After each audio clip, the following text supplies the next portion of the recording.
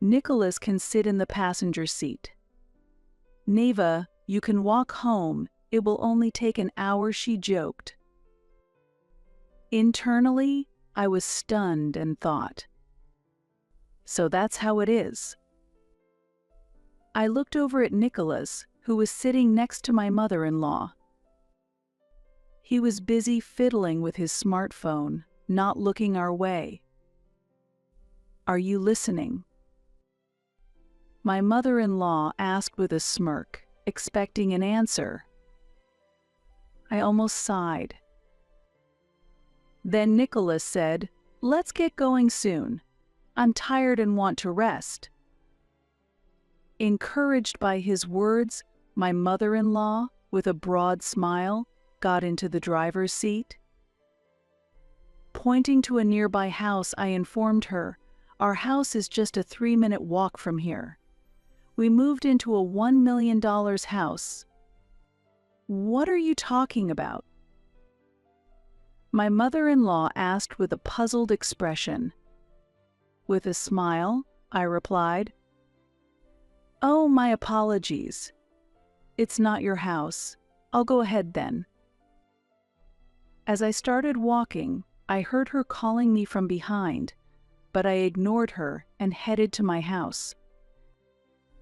Exactly 3 minutes later, she followed up and exclaimed in shock, "What is this?" "I am Neva Ross, a 26-year-old housewife. My family has been running a business for generations, and we've never had financial troubles." Being the long-awaited daughter, I was quite pampered. "Neva is really cute. I would do anything for you." My brother, who was 10 years older than me, always said. His love grew with age, and thanks to that, I managed to avoid becoming spoiled. "People say, Neva, you have a friendly vibe?" And I do have a fair number of friends. After graduating from college, I got a job at a local company. Honestly, I could live comfortably just on the allowance from my family. But I took the job to gain some social experience. That's where I met Nicholas, who became my husband. He was my mentor at work, and we quickly got along due to his friendly nature. Nedra, right? Ah, it's Neva. Easy to mix up, isn't it? Nicholas glanced at my employee badge and tilted his head, to which I replied just as I had during my university days. "Ha!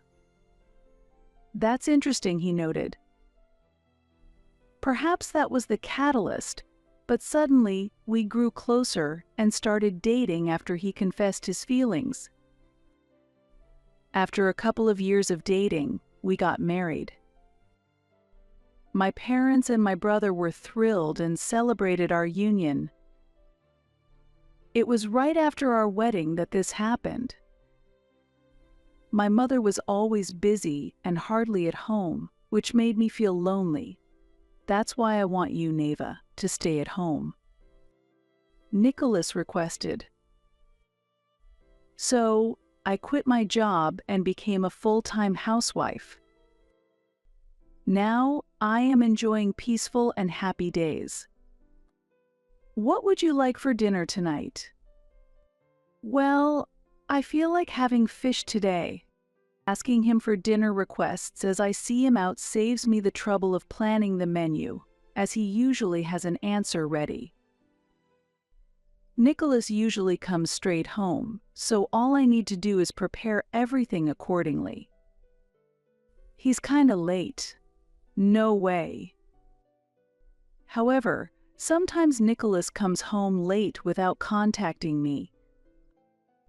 It happens when his mother invites him for a meal. "Nicholas? You're not home yet. What's going on?" "Oh, sorry about that. You see, my mom invited me over for dinner, so I'm at my parents' house right now." Nicholas replied without any remorse, his voice mixed with a sigh. He is generally a family-loving and kind person, but things get complicated when his mother is involved. Again with your mother. At least let me know. I already made dinner for you. Sorry, it was all so sudden. Oh? Mom wants to talk to you too. His words gave me a bad feeling. Right after that, I'm sorry, Mrs. Ross. A neighbor gave us some extra meat, and it's too much for just my husband and me to eat, so I invited him. I really apologize. His mother said with an apologetic tone. No, that's fine. I just wanted to be informed, that's all. While I responded that way, inside I thought, she doesn't really feel sorry at all. She dislikes me and intentionally invites Nicholas over suddenly. Mom was always focused on her career, so she kind of neglected me and doesn't really have many memories with me. Originally, his mother was not very interested in children, as Nicholas said. Yet, she invites him for dinner to harass the daughter-in-law from a wealthy family who wouldn't know hardship. I thought about inviting you too, but I figured it wouldn't suit the taste of such a lady. Her voice clearly contained laughter, as I sighed at this. What are you talking about? Echoed the voice of Nicholas's father. I apologize in my wife's place.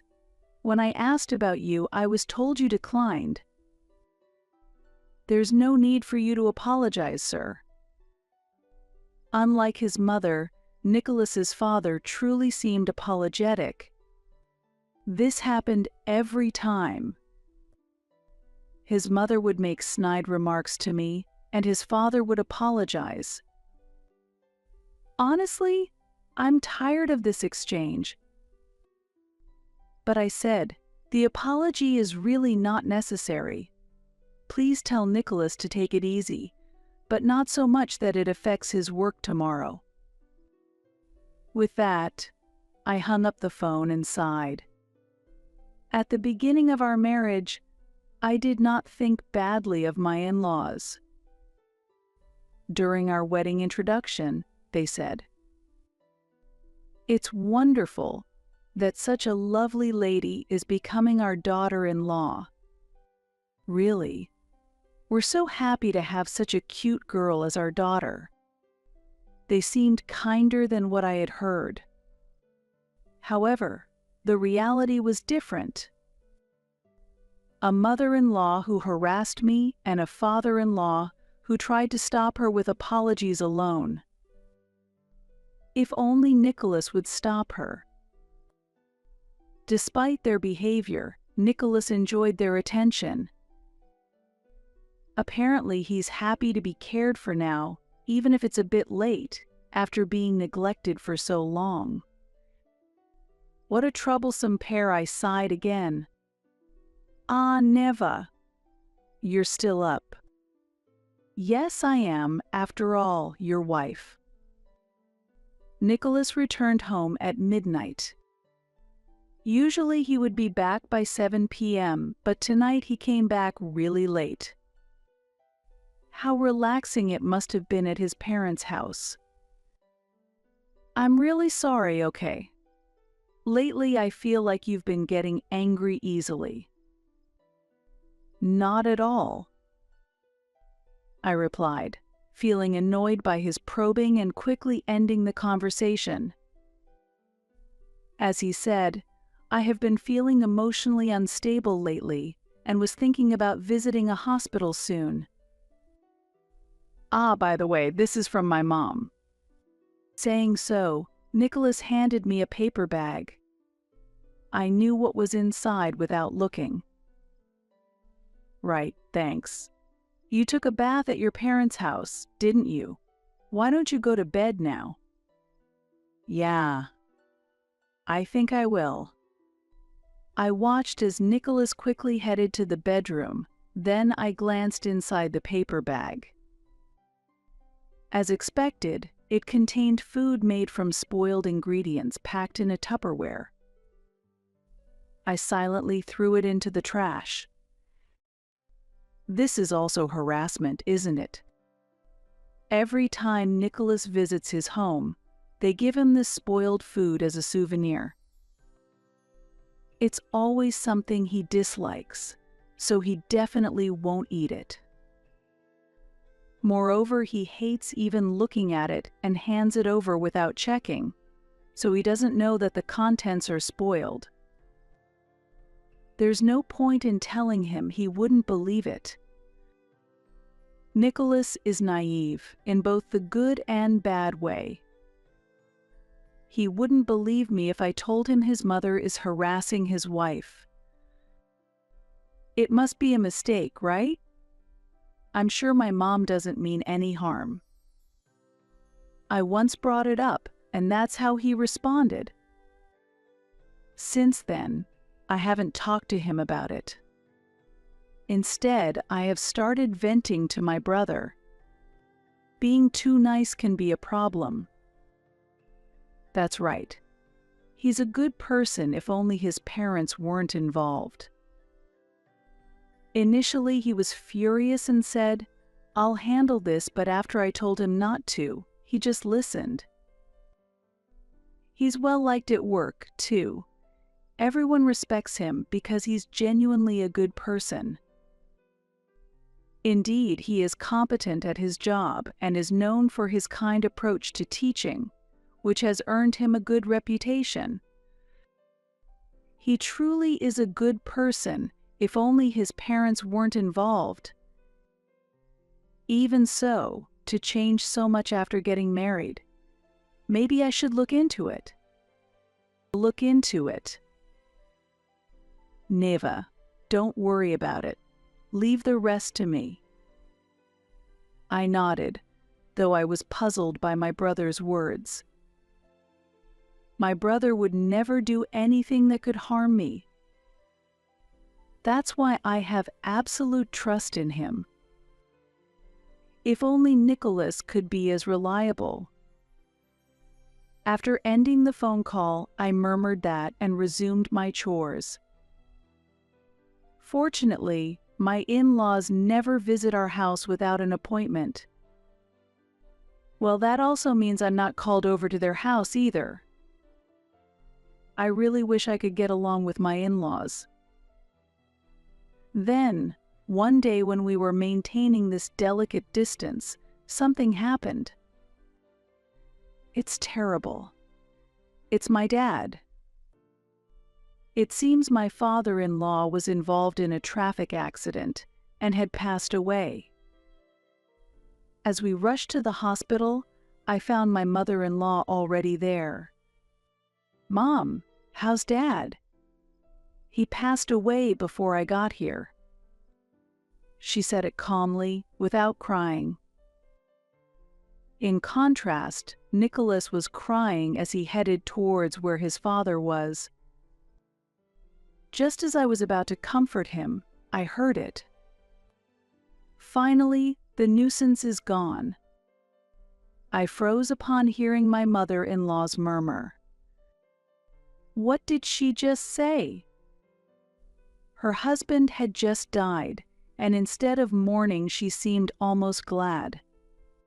"Neva, please stay with Nicholas." "Yes, okay," I responded, nudged by my mother-in-law, and finally started to move. The days that followed were hectic. "Neva, please arrange the funeral," and then. My mother-in-law did nothing herself and kept directing me to do various things. I managed to handle it all with the help of my family. I wish she would do a bit herself. Mom is having a hard time too. Let's just give her space for now. Nicholas defended her. Despite my internal frustration with him, I somehow managed to send off my father-in-law.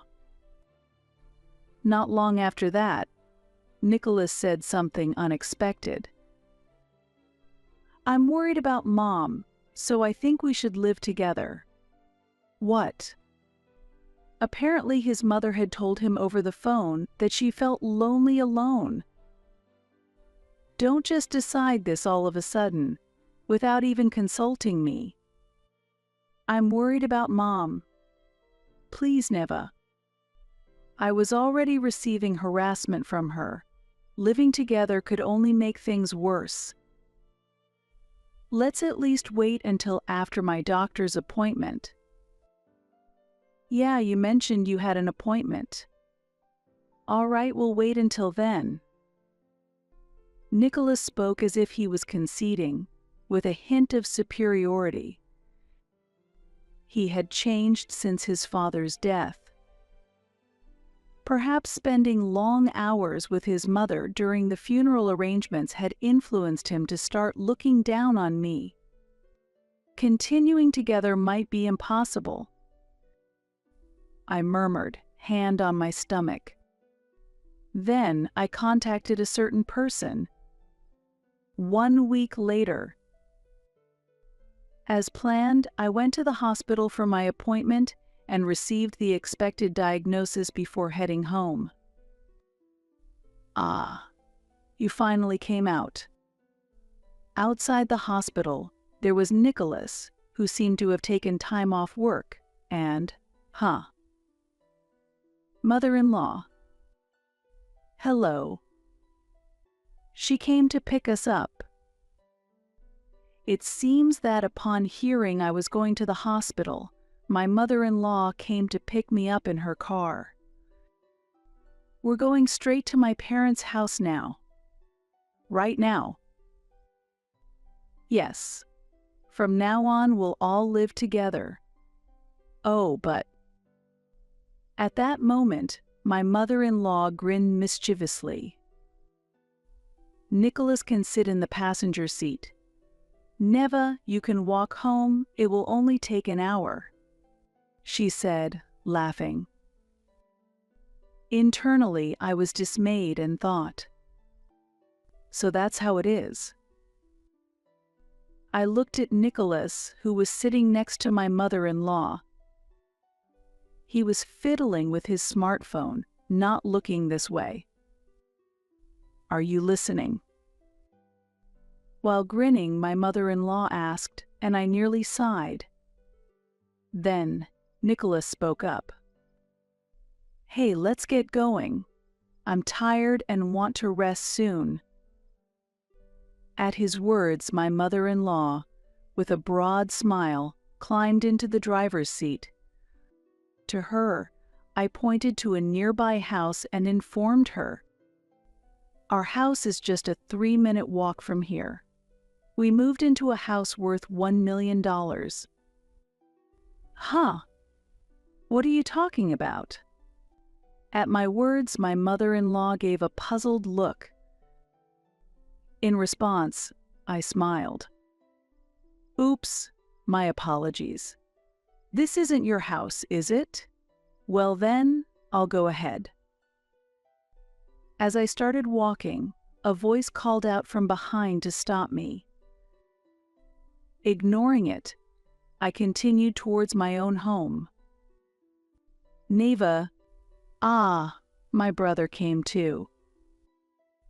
My brother had come to meet me, and we started walking side by side. Our calm conversation, the first in a long while, gradually soothed my heart. And then, we're here. From today on, this is my home. Exactly 3 minutes later, we arrived at our house. While surprised by its size, I was thinking it was finally a place where I could settle down peacefully. What is this? My mother-in-law, who had followed me, let out a cry of astonishment and began to panic. Please stop making a scene, you're disturbing the neighbors. Quiet. What do you mean by this? As she continued to shout, I sighed and decided to explain. You know my family has been running a company for generations, right? I built this house using my savings from before I was married, with some help from my family's resources. Well, mostly it was Neva's own effort, though. My brother added to my explanation. I had been helping out at my family's company since my student days and had been saving my salary all that time. On top of that, I continued to add to my savings from my salary and allowances before marriage. Didn't you also include the salary from when we desperately needed help and you pitched in? Now, my brother has taken over running the family business. When the transition of the business happened, a veteran retired, which led to a temporary shortage of staff. During that time, I worked from home for a while and earned some money. That's when I started investing in stocks. Stocks, you say? It turns out I had a knack for it, and I was able to buy this house. I said this with a smile, and my mother-in-law looked frustrated. But why did you bother buying a house? If you had the means, you could have used that money to renovate my parents' home. I'm divorcing you, so there's no way I would live with your mother. I said this clearly to Nicholas, who looked puzzled. He stiffened and asked, "What? Why are we getting a divorce? We aren't on bad terms and there's no infidelity." That's true. You haven't cheated and you haven't harmed me. But recently you've been influenced by your mother and started to neglect me, haven't you? Nicholas averted his eyes at my words, always so straightforward. That's why he's manipulated by his mother. Moreover, you don't protect me from your mother's harassment. No, it's not harassment. Mom doesn't mean any harm. If I had eaten the spoiled food she sent, both the baby and I might have ended up in heaven. At this, both Nicholas and his mother froze. What? A baby? You said before that I've become irritable, right?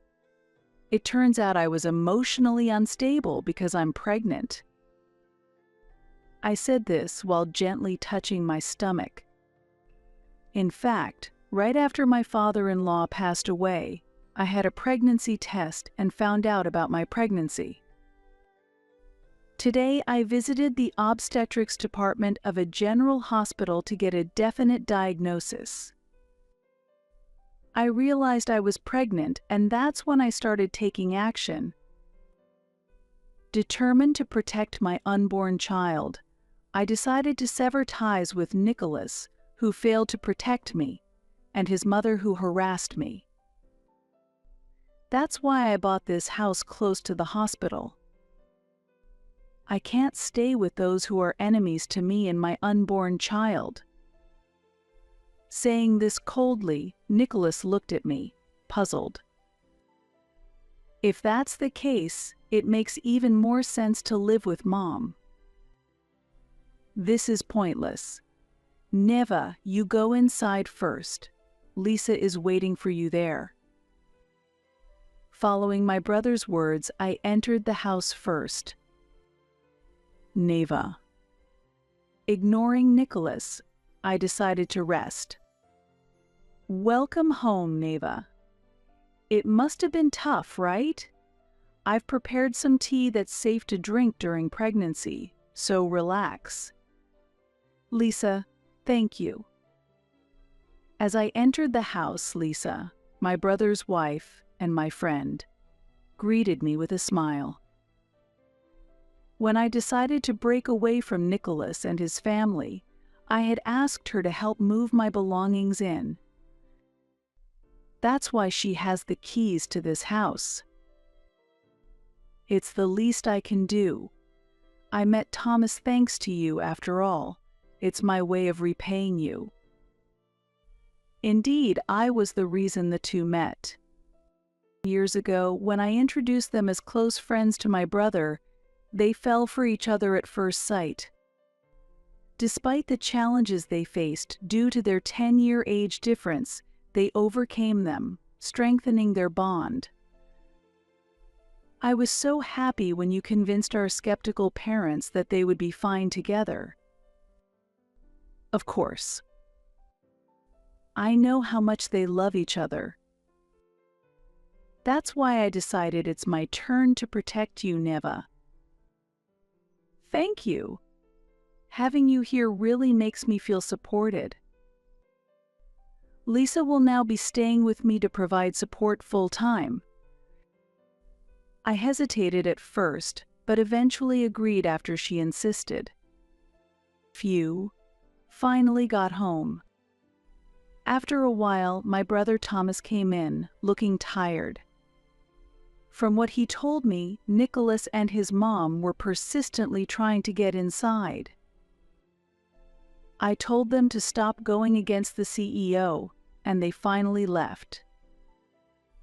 Actually, Nicholas works at the company where my brother Thomas is the CEO.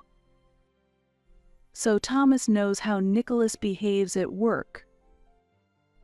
He didn't realize it was me until I spoke up. I find that concerning.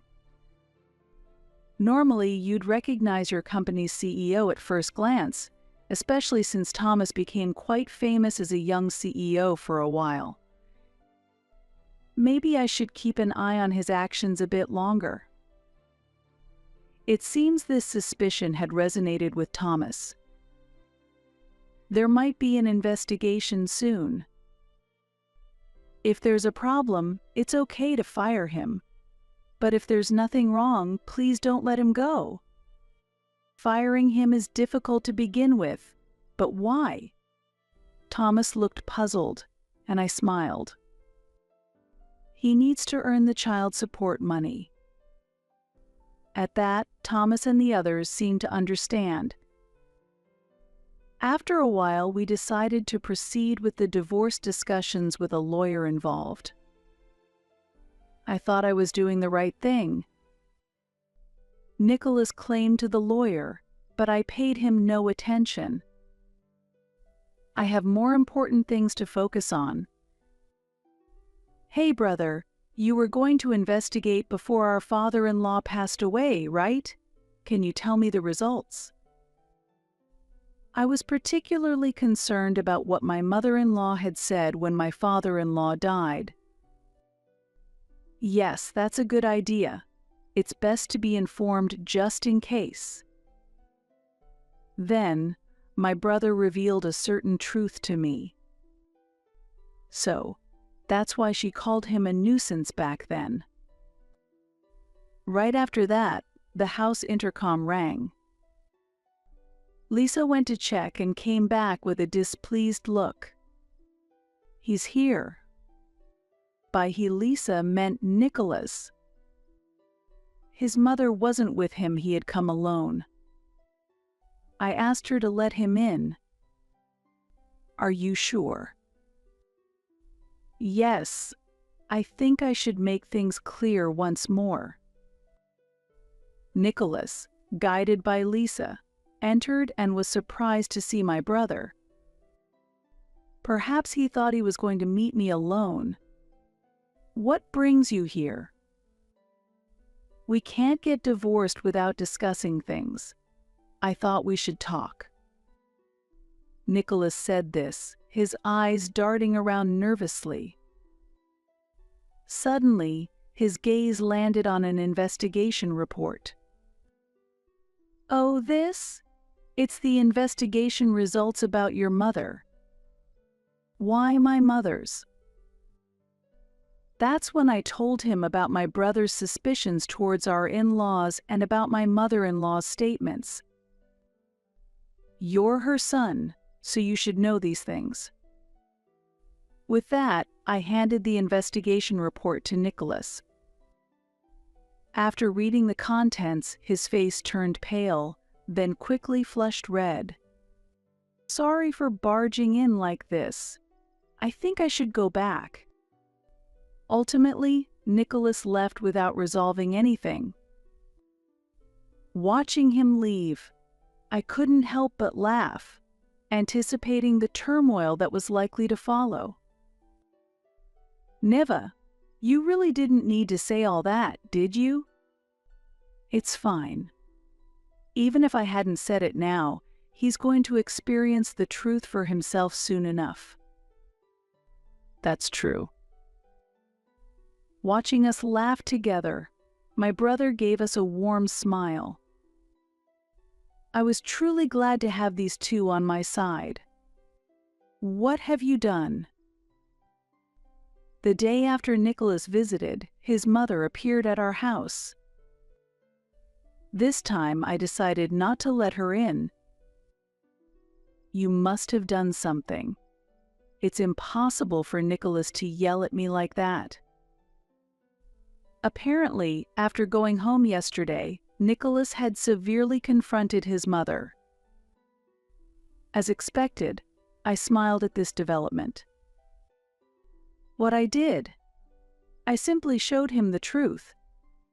The truth. No way. Yes, about your affair. It turns out his mother had been having an affair for many years.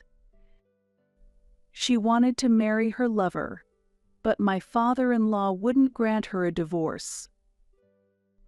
That's probably why she called him a nuisance. So, my father-in-law didn't stop your actions because he was disinterested in you, wasn't he? My father-in-law was aware of her infidelity. That's why he refused to divorce her, as a form of revenge. And since there was no love, he only apologized when her actions caused trouble, and generally did not try to stop her. Because of that, the harassment towards me never stopped. It was really troublesome. Quiet. You never had any hardships as a wife. And what hardships have you faced? Faced with my question, my mother-in-law began to ramble on. She regretted rushing her marriage decision, which prevented her from marrying the person she truly loved. This, she claimed, was why she couldn't truly love her son, Nicholas. Is that so? But the hardships you mentioned could have been avoided if you hadn't had an affair, right? That's. And you say you couldn't love your son properly, but why then do you suddenly care for him now, while ignoring his wife? She looked away under further questioning. The reason is simple. You just wanted to take your frustrations out on Nicholas and me, didn't you? Her shoulders twitched at this accusation. Indeed, her torment was intended not just for me but for Nicholas as well. She couldn't marry the one she loved, yet her unloved son had married someone he loved, who came from a wealthy family unlikely to face financial troubles. So you tried to destroy your son's family. How terrible. Well, it must be satisfying to have things turn out as you wished. That's right, everything was going well, until you interfered at the last minute. What interference? You're the one at fault here. A voice suddenly cut through the air, and my mother-in-law turned around in surprise to see Nicholas, his expression furious. I've had enough of your schemes. Talking to your mother like that. Be thankful I'm not calling you worse. Nicholas, having spoken coldly, raised his hand towards the intercom camera. I'm sorry for the trouble at the very end. I will take her home properly, so please don't worry. Then, he dragged away his screaming mother, almost as if pulling her along. Who would have thought Nicholas could become that furious? I had never seen him lose his temper like that before. Despite everything, Nicholas has a personality that doesn't easily allow him to express anger. People like him are really scary when they finally do get angry, I murmured, recalling Nicholas's expression. A few hours later, I received another message from him. I'm sorry about my family. I completely understand why you want to cut ties, so I agree to the divorce. Thus, we decided to proceed with the divorce amicably. Nicholas committed to paying child support and agreed to give me a larger share of our assets. He seemed disheartened by the whole situation and appeared to have given up completely on our relationship. I do feel sorry for him, but I must protect this child. The baby inside me continues to grow. For the child's safe future, I decided to distance myself from him. I don't have the luxury to sympathize with Nicholas. I need to be stronger. That's the spirit, but make sure not to overdo it, Lisa said with a smile. Of course, I replied. Later on, I heard that Nicholas had resigned from his job on his own. After a thorough investigation, it turned out he's quite susceptible to influence and kept changing his opinions, causing trouble for others. My brother explained. Nicholas had sided with his mother until he confronted the truth and switched sides almost instantly. Having witnessed such drastic changes, I easily accepted this explanation. When I told him that, he resigned, saying he had caused too much trouble for everyone, including his wife. Such behavior was typical of Nicholas. However, he still needs to pay child support. He needs to find a job soon. Don't worry about that. I've referred him to an exceptional workplace, my brother said, a splendid smile on his face. Seeing him smile reminded me of how much he adores me. The job I imagine he has referred Nicholas to will likely be challenging for him. Well, he'll just have to do his best. He has to fulfill his responsibilities as a parent. I murmured, rubbing my belly. After all, Nicholas doesn't have much of an escape. The house we once lived in was part of the property division, which I received and have already sold. As long as his mother is around, it's unlikely he'll return to his parents' home. I'll keep an eye on him until he pays the child support in full. My brother certainly won't let him slip away. Right now, it's about this child's happiness more than anyone else's. With that thought, I leisurely started to think about names for the baby soon to be born. Soon after, I heard that Nicholas had moved out of his mother's house. My life is a mess because of you, Mom. If you had never been around. Apparently, their last argument was so loud that it echoed throughout the neighborhood. And now, because of this incident, it's become well known in the neighborhood, and he feels quite awkward. My brother informed me, as he continued to investigate our former in-laws. My mother-in-law, who had been working at a local supermarket, resigned after the rumor spread to her workplace. She has no savings and now she's unemployed. It will be interesting to see how she manages, I mused. In fact, I had filed for damages against my mother-in-law for the harassment I suffered. I had been diligently gathering evidence, and the claim turned out to be substantial. It might have been better if there had been any savings or inheritance from my father-in-law left. However, she had squandered most of it on her lover. With only that amount left, she couldn't even pay the entire compensation. You suffered because of her. It's only fair that she experiences some hardship too. After reading the investigation report, Thomas muttered this with a smile. A few months later, I safely gave birth to my daughter, Faith. Did you let him know? I did. He sent back a congratulations. After resigning, Nicholas has been working hard at the job Thomas introduced him to. There are many tough seniors there, and he is being rigorously trained every day. Do you plan to let him meet Faith?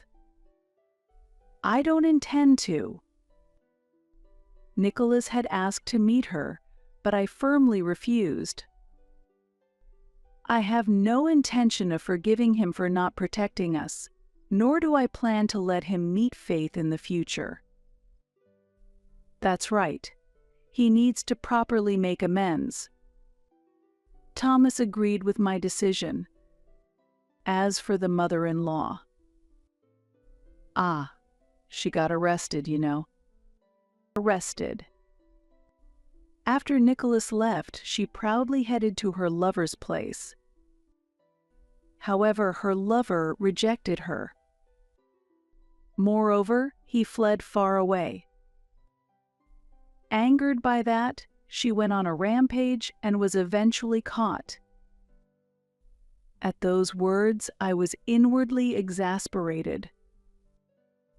I knew she was selfish, but I never expected her to go on a rampage.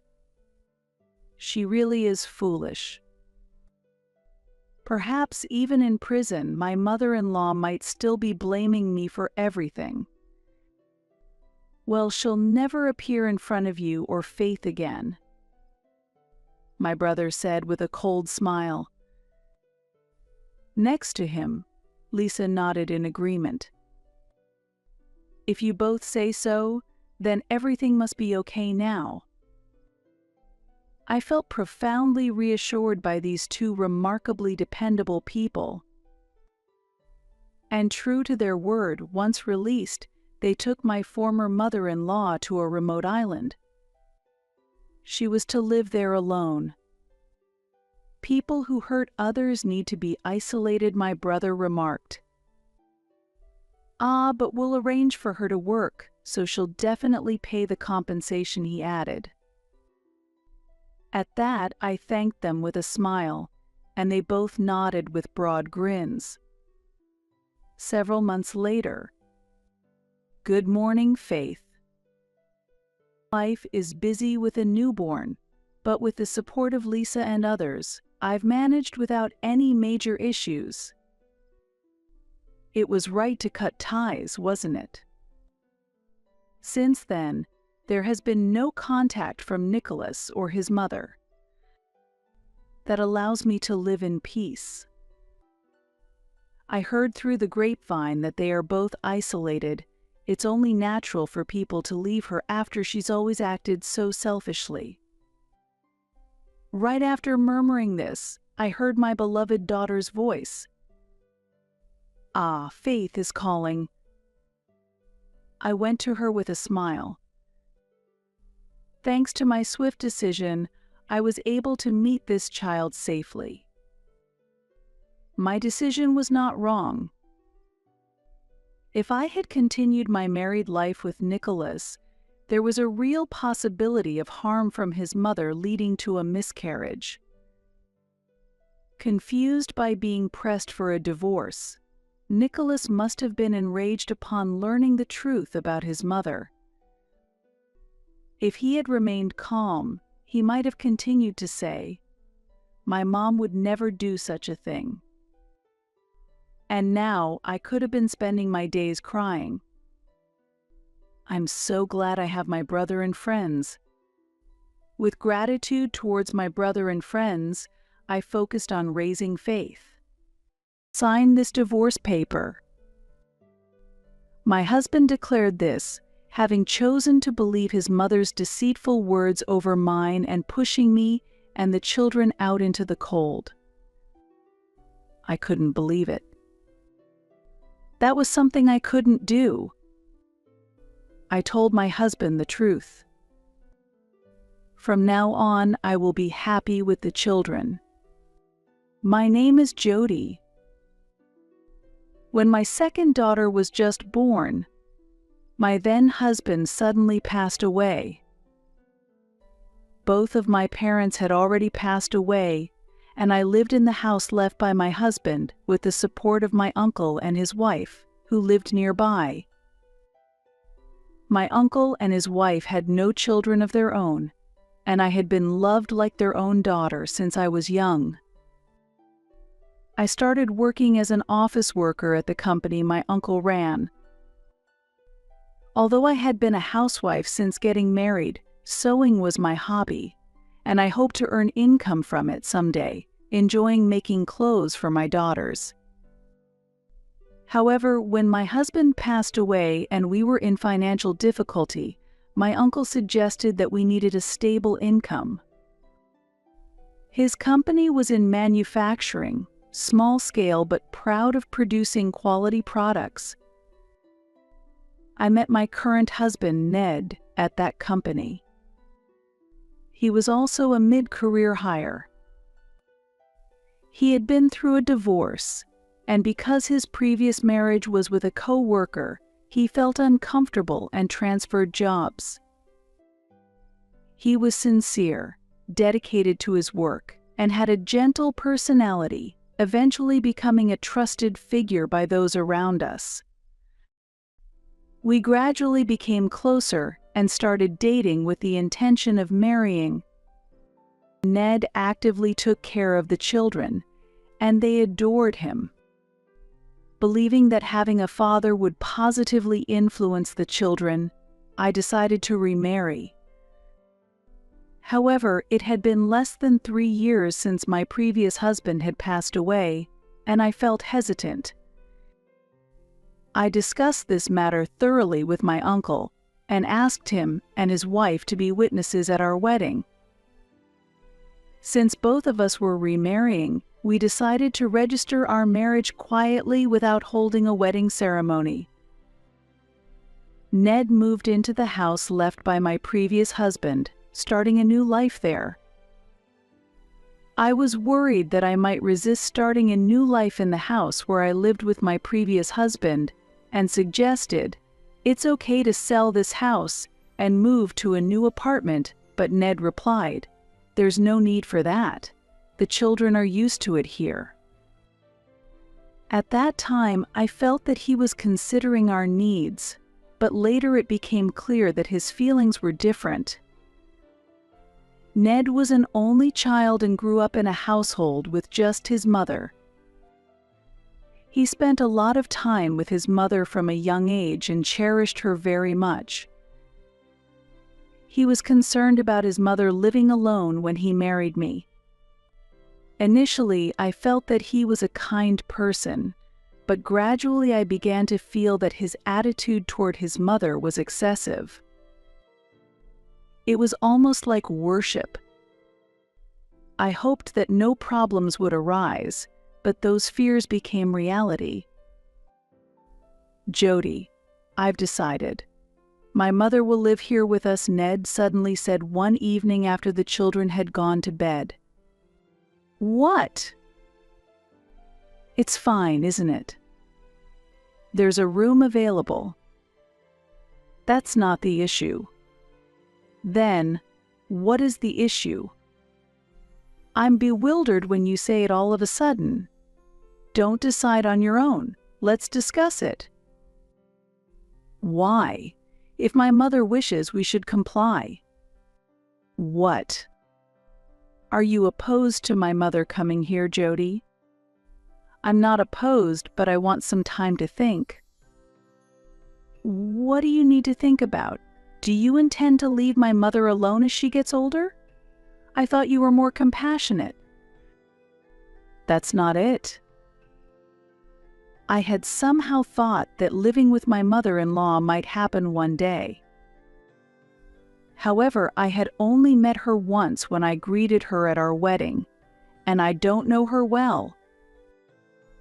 Although Ned often told me about the wonderful aspects of his mother, it was always from his perspective, and to me, she is still a stranger. I feel that suddenly proposing to live together without knowing how well our personalities would mesh is unreasonable. Being asked to suddenly live with my mother-in-law, who hardly knows me or the children, seems forceful. However, since Ned prioritizes his mother, I couldn't express this concern directly to him. Despite my continued ambiguous attitude and avoidance of a clear answer, my feelings were not understood, and eventually, my mother-in-law arrived with her belongings on the next holiday. "Jody, I look forward to living together. Pansy and Hannah, I hope you will have fun with Grandma."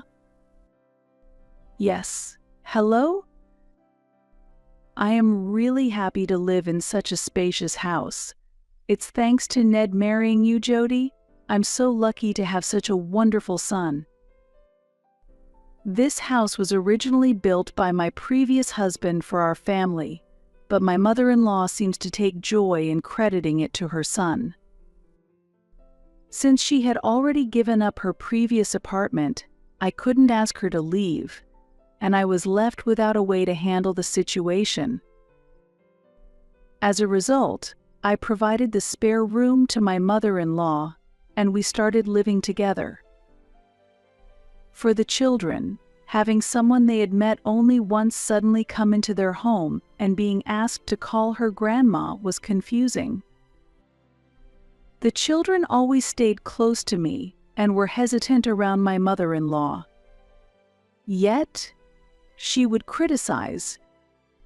"Why are they so unfriendly? Maybe it can't be helped since they don't carry Ned's blood.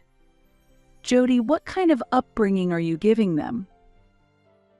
My mother-in-law were constantly complaining.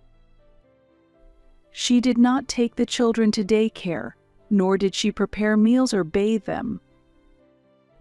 Moreover, she did not involve herself in any household chores. I was handling all the housework alone. Laundry, meal preparation, and cleaning, all of it added to my burden. Even though my mother-in-law was not working, she relaxed at home watching TV or sometimes went out to shop for things she liked. If she had the means to do so, I wished she would contribute a little to the living expenses, but she never did. I would have liked to set rules before agreeing to live together, but now it is too late. If I try to say anything to my mother-in-law, harsh words are sure to come back, making it difficult. It seems that all my actions and behavior are causing dissatisfaction for my mother-in-law. The house isn't perfectly clean. There's a problem with how the laundry is folded. Meals are delayed, the food tastes bland, and she doesn't like how I interact with Ned. The list is endless. I myself am balancing work and home, and giving my all to both childcare and household duties. Ned, who used to actively take care of the children, now spends all his time with his mother since she moved in. "Ned, your mother is well. It would really help if she could lend a hand. If she could at least look after the children, they might grow closer to their grandma." "What are you talking about? Mom raised me by herself and has had a tough life working for many years. I want to let her rest a bit." "If that's the case, can't you help out a little? I work in a hot field all year round with overtime every day. Jody, you work in a cool office and get to leave on time, right?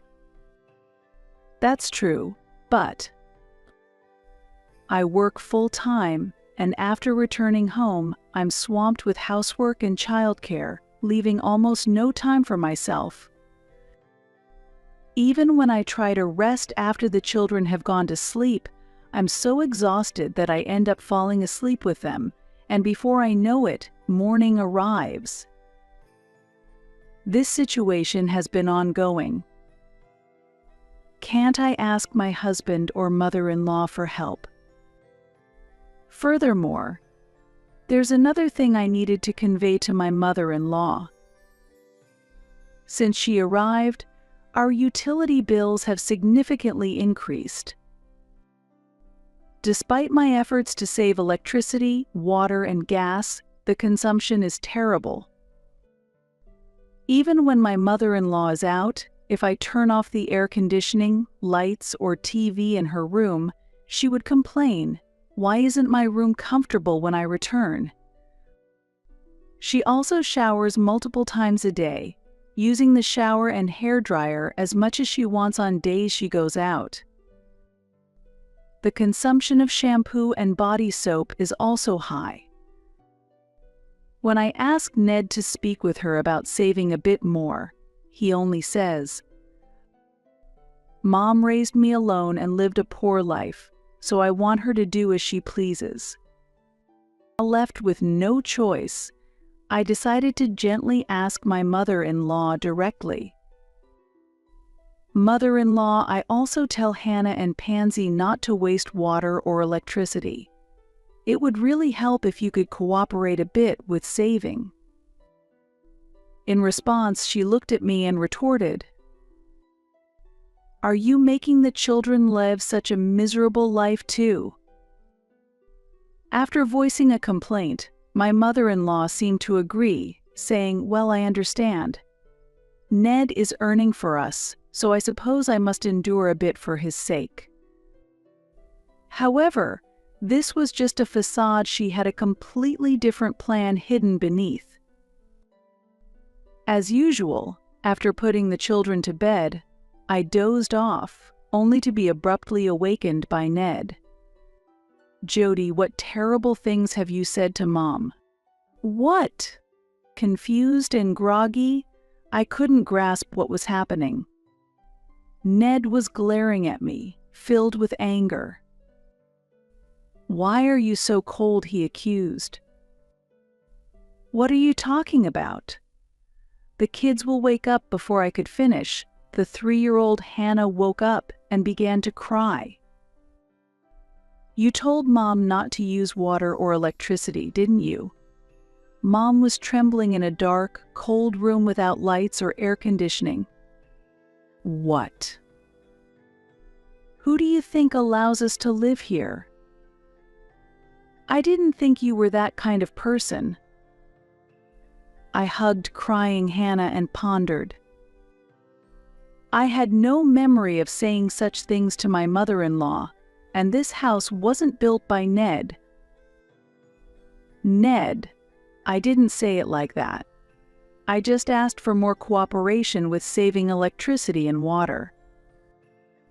"Wasn't your way of speaking too harsh? Mom was hurt by your words." "But that really wasn't my intention." I was mistaken to believe that my mother-in-law had genuinely backed down. In fact, she had misled Ned with lies. Ned believed her words and sided with his mother over me. "Jody, apologize to Mom." "What?" "Just apologize. Then Mom will understand." "Right. I don't understand why I need to apologize." Tears are welling up, but it seems I have no choice but to say sorry. She directly threw harsh words to me but secretly fed lies to Ned. While enduring such behavior from her, the days passed by. When would this end? The year became colder. Eventually, the holiday season came, and Ned has gone out. My mother-in-law was also out with friends, so she wasn't at home. I was spending a calm afternoon with the children for the first time in a while. As we read picture books and sip hot chocolate, I saw snowflakes fluttering down outside the window. "Look, Pansy, Hannah, it's snowing." When I shouted, Pansy and Hannah cheered and ran towards the window. "Mommy, I want to make a snowman." "Me too, Hannah." "Yes. If there's enough snow tomorrow morning, let's make a big snowman together." Yay. The children were unable to hide their excitement and frolicked about. At that moment, Pansy stopped and stared at something. "Pansy? What's wrong?" "Mommy, it's Grandma and Daddy." I sighed inwardly. They were back already. Before I could hear any complaints, I decided to start preparing dinner. Thinking this, I stood up, and at that moment, the front door opened with a loud noise. Jody. I heard Ned yelling, "What? What's going on?" Not knowing what was happening, I rushed to the entrance, put on my sandals, and stepped out to the front. "What's going on? How could you not let Mom into the house?" "What? On such a cold day, what if she got sick outside?" "What?" My mother-in-law, wiping tears from her eyes while looking down, passed between Ned and me and entered the house. "Did you lock Mom out?" Wasn't your mother out with friends?" "Don't lie. She said you made her go outside." "That's absolutely not true." "She said she called but couldn't get anyone to let her in." "I'm telling you, I didn't do that." "Jody, you've been against living with my mom from the start, haven't you? But isn't this treatment too harsh?" "What? How did it come to this?" While we were arguing in front of the house, Pansy and Hannah came outside. "Mommy, what's happening?" "What's going on?" "It's nothing. It's cold. Go back inside." Before I could finish, the door suddenly closed. "What?" "Get out." "What?" "Go outside and cool down in the cold air." "Wait a minute. This is my house. We're married, so it's my house too." I was locked out, standing in the cold wearing only my sandals. Not only me, but the young children too. I finally understood. They were trying to push me out of the house and make it their own. How foolish had I been? The only people I could rely on were my uncle and his wife. In the chilly twilight, with snow swirling around us, we desperately headed for my uncle's house, clad only in our light clothes. As darkness gradually fell and the snow intensified, normally the children would have delighted in the snow, but they walked crying. When we saw the light from my uncle's house, I finally broke down and cried. "Uncle Joe, Ned kicked me out of the house," I said, and my uncle responded, "Just as I thought. It's good that the marriage certificate hasn't been submitted yet." "What?" "Come on, let's get inside and warm up. Pansy and Hannah must be cold, don't worry anymore." That night, we stayed at my uncle and aunt's house. I shared everything that had happened with them. They listened intently to my story. As we considered what to do next, my uncle suggested, "Jody, let's go back and reclaim your house." We spent Christmas at my uncle's house, preparing the dishes together with my aunt. After a comforting celebration, though reluctant, I decided to return home once. I left the children with my aunt and headed to the house in my uncle's car. I parked the car in the driveway and approached the front door alone, pressing the doorbell. "Yes," Ned answered. "It's me, Jody." "Jody, huh? Where have you been all this time? Are you done reflecting?" "There's nothing I need to reflect on." The call ended, and soon after, the door opened and Ned appeared, holding a document in his hand. "If you don't understand, it can't be helped. I don't need a wife like you," Ned said as he handed me the divorce papers. "Sign this divorce paper." I couldn't help but laugh. There's no way I could do that. "Well, that's right, isn't it? If you divorce me, you'll be a twice divorced woman with 2 children. You probably have nowhere to run, right? Just apologize and I'll forgive you." "But we aren't married, are we?" "What?" "That's right. I'm not your wife or anything." "What?" "Yes, we're not married. But the marriage certificate, it wasn't submitted." "What?" "So, we aren't married." "I can't believe it. How can that be?" "The person who was supposed to act as a witness said he lost the form." "That's a lie."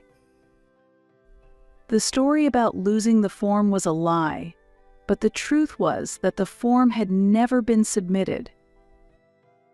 Ned was speechless, his face turning pale. At that moment, a luxury car arrived.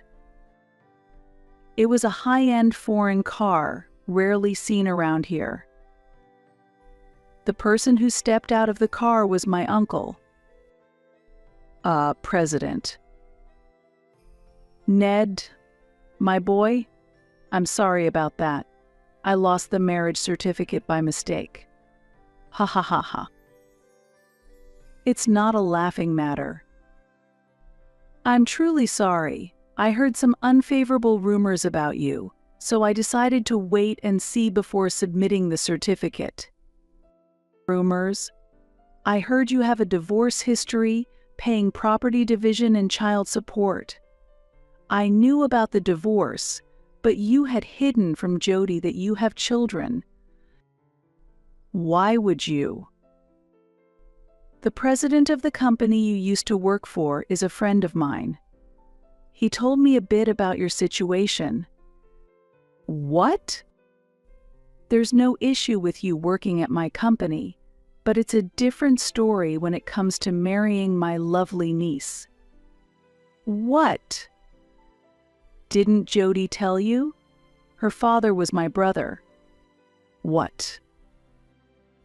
"Were you targeting Jody for her house, trying to ease your mother's life?" "What's wrong with taking care of my parent?" "How can you destroy someone else's happiness? Leave Jody's house." "You tricked me."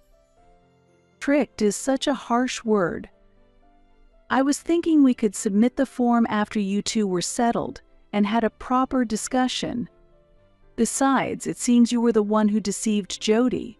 "Damn it." Ned, furious, tore up the divorce papers he was holding. "Thanks to my uncle, we were able to protect the house that my late husband had left for us. Ned and his mother moved out and started living in an affordable rental apartment. Ned quit his regular job and is now getting by with day-to-day part-time jobs while looking for stable employment. He continues to make payments for property division and child support to his ex-wife and their children, placing him under severe financial strain. I heard his situation is quite dire due to this ongoing financial burden. Moreover, his mother has a spending habit that makes it impossible for Ned, however hard he works, to keep up with her excessive spending. The high utility bills we experienced while she was living with us were due to habits formed during their time living as a single-parent family, not out of malice. Shortly after Ned left our home, I also made the decision to quit my job. The bad reputation at work influenced my decision, but more importantly, I had a strong desire to spend more time with my children. As part of this new lifestyle, my uncle fully supported my decision, and I started a new career as a children's clothes designer, making handmade children's clothes from my home.